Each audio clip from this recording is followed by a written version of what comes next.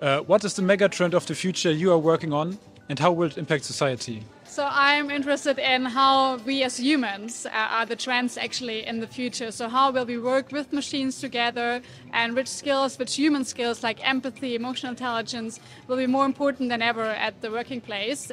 So I really want to shape that we have to go back to the human being and to involve our human skills. It will be mobility of the future, and it will prevent people from crashing, zero accidents and zero emissions, so decarbonization of mobility.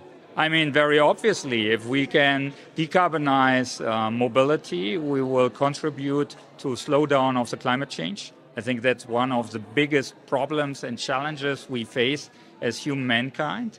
And personally, I think this can be much more joy. I don't know if you like to sit in a traffic jam behind your steering wheel, spending time listening to the radio, that's nice.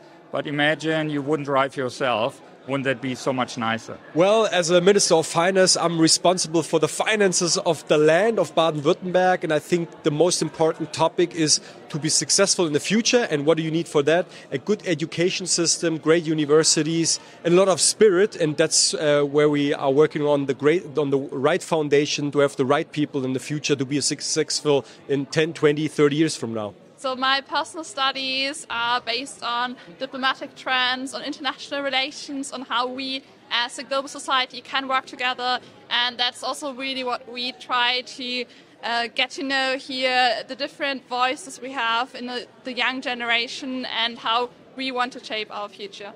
Well, one of the mega trends I'm working on is energy supply, to have a carbon-free energy supply, one that is sufficient and one that is actually payable.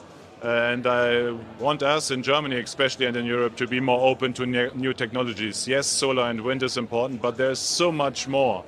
Fusion, CCS, geothermal energy, and even perhaps some stuff we never thought about yet. So we will need more technology to solve the problem. Too often politics tries to support the one technology, like e-vehicles, for example. I find it more important that we help to set up a framework that makes it technology open, actually, or neutral, but at the same time is supporting in the sense of setting up pioneer markets, for example, giving financial support to certain technologies. That does not mean that you have to ban another one.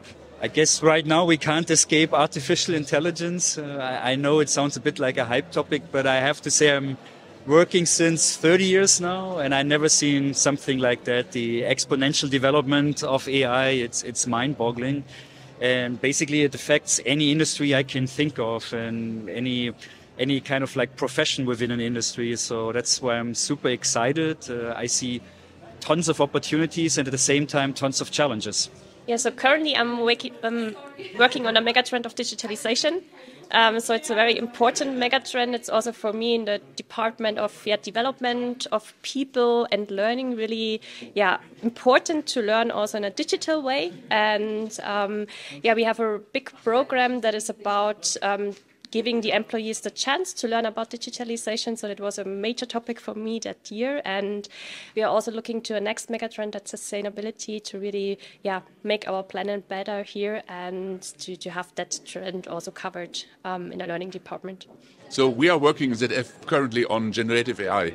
We are developing our own approach, how we will apply this technology and make the job for every ZF worker more reliable, more fun and more cool to work with. Well, today we're discussing the future of human spaceflight. So how does the future after International Space Station and other posts up there in space look like? And that's going to be the future, traveling to space.